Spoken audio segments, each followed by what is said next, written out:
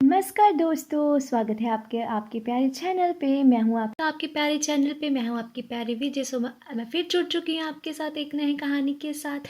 लेकिन जो आज की कहानी है वो थोड़ी हमारी ज़िंदगी के एक प्यारे से रिश्ते जिसे हम दोस्ती कहते हैं उसके ऊपर निर्धारित है। जी हाँ दोस्तों, दोस्ती हमारी ज़िंदगी का वो लम्हा होता है, वो रिश्ता होता है जिसे हमें बड़े ही कह सकते हैं संयोग से मिला हुआ, या फिर जिसे हमें बहुत ही सावधानी से एक साथ रहकर आगे निभाना होता है। ज़्यादा बातें ना करते हुए मैं अपनी कहानी की शुरुआत करना चाहती हूँ, जिसमें आपको आई होप आपको भी कुछ ना कुछ नया सीखने को मिले। ये जो कहानी है ये निर्धारित है बचपन की दोस्ती पर। बहुत से लोग होते हैं जिनके चाइल्डहुड फ्रेंड्स होते हैं, लंगोटिया यार जिसे कहते हैं। वैसे ही ये भी एक दो सहेलियां थी जिनकी दोस्ती बचपन की थी। एक ऐसी दोस्ती जो एक छोटे से गांव में दो सहेलियों के साथ की उनके आपस के रिश्ते और विश्वास की थी। बचपन से दोनों की मुलाकात एक छोटे से स्कूल जिसे हम केजी स्कूल कहते हैं उसमें हुई थी। यहाँ वो एक दूसरे के साथ बातों से लेकर टिफिन तक शेयर किया करती थी। ये दोस्ती धीरे धीरे इतनी गहरी हो गई कि स्कूल से गांव के लोग उन्हें यह उसकी सहेली का नाम जानकर बुलाया करते थे और पहचाना करते थे। दोनों ही सहेलियां पढ़ाई से लेकर जीवन की हर वह परेशानी और समस्या एक दूसरे से बताया करती और एक दूसरे को समझाया करती। अब ये स्कूल की दोस्ती जो थी ये कॉलेज तक आ पहुंची थी, जिसमें इन दो सहेलियों के बीच और नई सहेली भी जुड़ चुकी थी। जी हाँ दोस्तों, कभी कभार होता है कि हम दोस्तों के बीच में इतनी अच्छी बॉन्डिंग होती है, लेकिन जैसा ही हम में कोई तीसरा आता है तो हमारी जो दोस्ती की बॉन्डिंग होती है वो कहीं ना कहीं हमें ये महसूस करवाती है कि शायद अब इसकी दोस्ती उससे ज़्यादा होगी, इसकी दोस्ती उससे ज़्यादा होगी। लेकिन हम अपने बचपन की दोस्ती को उससे ज़्यादा कभी भी प्रेफरेंस नहीं देते। हमेशा ऐसा ही होता है कि कई बार होता है कि उस तीसरे व्यक्ति का जो रिश्ता होता है हमारे अपने दोस्त से भी कुछ गहरा संबंधित होता है, इसलिए वो दोनों तरफ के रिश्तों को जो है संजो के रखना चाहता है। लेकिन कभी कभी हमारी जो दोस्ती होती है ना, इसमें कुछ लोगों का आना उसमें थोड़ी सी दरार पैदा कर देता है। आई थिंक ये उस वक्त हमें दोस्ती क्या है उसकी अहमियत भी समझाता है, और दोस्ती हमारे कितने विश्वास पर टिकी है और कितने हमारा रिश्ता मजबूत है, कितनी हमारी बॉन्डिंग है, ये भी उसी वक्त पता चलता है। ऐसा ही कुछ इन दो दोस्तों के साथ हुआ जब ये कहाँ गई थी कॉलेज में। इन्होंने जब न्यू एडमिशन ली, शहर में एडमिशन ली, तो इन दोस्तों के बीच में एक और जो दोस्त था अब जुड़ चुकी थी। तो दोस्तों अब ये जो दो नहीं तीन सहेलियों की कहानी बन चुकी थी। ये कहानी है छोटी रागनी, विधा और सीमा की। हाँ जी दोस्तों, जिसमें ये तीन दोस्त बन चुके हैं, जिसमें रागनी, विधा और सीमा जो बहुत अच्छी दोस्त थी आपस में, जो अब कॉलेज में आकर तीन दो सहेलियां बन चुकी थी।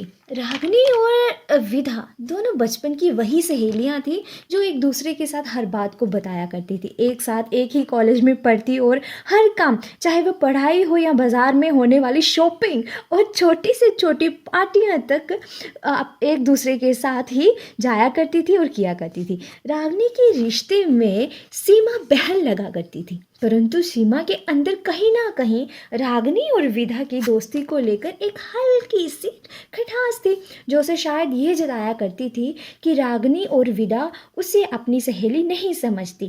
पर रागनी और विधा के मन में सीमा के लिए ऐसा कुछ ना था, परंतु वे बचपन की दोस्त होने के कारण कुछ बातें आपस तक ही रखा करती थी। दोस्तों कई बार होता है कि जब हम दो दोस्त जो बचपन के दोस्त होते हैं उनमें आपस में बहुत सी ऐसी बातें होती हैं जो वो एक दूसरे तक ही रख सकती हैं, वो किसी तीसरे दोस्त को नहीं बता सकती। हालांकि जो सीमा थी वो तो सिर्फ उनके साथ कॉलेज के वक्त जुड़ी थी, लेकिन विधा और रागनी का जो रिश्ता था वो तो बचपन से ही दोस्ती का रिश्ता था, इसलिए उनमें जो बॉन्डिंग थी, फ्रेंडशिप बॉन्डिंग थी, वो बहुत अच्छी थी। हर चीज़ को शेयर करना, हर बात को शेयर करना, हर काम को एक साथ करना, एक दूसरे को एक साथ रखना, ये बहुत बड़ी बात थी उनकी दोस्ती में। लेकिन एक दिन ऐसा भी आया जब सीमा की खटास विदा और रागनी की दोस्ती पर भी पड़ गई। एक दिन रागनी कॉलेज नहीं आई तो सारा दिन लेक्चर लगाने के बाद सीमा और विदा कॉलेज की कैंटीन में जाकर बैठ गई और आपस में बातें करने लगी। बचपन की चोट के कारण विदा के हाथ पर कट के निशान पड़ गए थे, तो सीमा ने फूट डालने का एक आसान तरीका ढूंढ लिया था। सीमा ने बातों ही बातों में विदा से कहा कि यह निशान कैसा है विदा? तो विदा ने बताया कि बचपन की चोट के कारण उभर गया है। लेकिन सीमा ने कहा, रागनी तो कहती है ऐसा कुछ नहीं है, यह विदा मैं जानबूझकर अपने हाथ पर कट लगाया हुआ है, बात तो कुछ गलत सी है। विदा को सीमा की यह बात सुनकर बहुत बुरा लगा और गुस्सा भी आया। कई भी कभार ऐसा होता है कि कुछ बातें जो होती है हमारे अंदर हम सोच भी नहीं सकते, लेकिन वो पनप उठती है। लेकिन यही जो बातें होती हैं हमें जो क्या करती है, नुकसान पहुंचाती है। विदा जिसके मन में रागनी को लेकर कभी भी ऐसी बात नहीं उभरी कि वो उन दोनों की दोस्ती टूटे, जहाँ एक दूसरे पे गुस्सा आए, जहाँ कुछ ऐसी बात जो उन्होंने आपस में ना बताई हो। लेकिन सीमा को मौका मिल गया था विदा और रागनी की दोस्ती में फूट डालने का। इसी बात का फ़ायदा उठाते हुए उसने विदा को उसके हाथ पे लगी हुई चोट को ही बहाना बनाकर बड़ा बना दिया। तो जब विदा ने सीमा के मुंह से रागनी की तरफ से ऐसा कुछ कहते हुए सुना, जब उसने मनगढ़ंत खुद ही जो कहानी बनाई थी उसके लिए कहते हुए सुना, तो विदा को बहुत बुरा लगा और बहुत गुस्सा भी आया। सीमा ने रागनी के प्रति मानो विदा के दिल में कड़वाहट भर ही दी थी। लेकिन विदा का दिल इस बात से दुखी था कि यदि रागनी को कोई बात पूछनी थी, उसने सीधा क्यों नहीं पूछा। हालांकि दोनों बचपन की सहेलियां हर दूसरे से बात शेयर करती थी, इतना वह गलत विचार कैसे कर सकती थी। विदा मुंह लटकाए घर आती है और रोती है कि उसकी बचपन की दोस्त ऐसा कैसे सोच सकती है। विदा के अंदर मानो रागनी के प्रति गुस्सा उभर रहा था। शाम के समय विदा छत पर परेशान घूम रही थी कि तभी उसका भाई राहुल आया। विदा को इस तरह परेशान देखकर राहुल ने पूछा कि वह उदास और परेशान क्यों है। विदा बिना कुछ सोचे राहुल को सीमा के द्वारा रागनी की कही बातें बता देती है और फैसला करती है कि अब वह रागनी से कोई दोस्ती नहीं रखेगी, कोई बात नहीं करेगी। राहुल ने जब ये सब सुना तो उसे पता चल गया कि सीमा विदा और रागनी की दोस्ती से कहीं ना कहीं जलती है। राहुल ने विदा को समझाया कि हो सकता है रागनी ने ऐसा कुछ कहा ना हो सकता है उसने कुछ और कहा हो और सीमा कुछ और बनाकर बता रही हो। तुमने कई बार मुझे बताया भी तो था कि जो सीमा है वो हम दोनों की दोस्ती से कुछ ना कुछ कहीं ना कहीं जलती है, उसे अच्छा नहीं लगता कि रागनी तुम्हारे साथ ज़्यादा वक्त बिताती है, तो शायद इसलिए ही सीमा ने कुछ ऐसा किया हो। विदा ने राहुल की बात को सुना, समझा और फैसला किया कि वह रागनी से ज़रूर पूछेगी।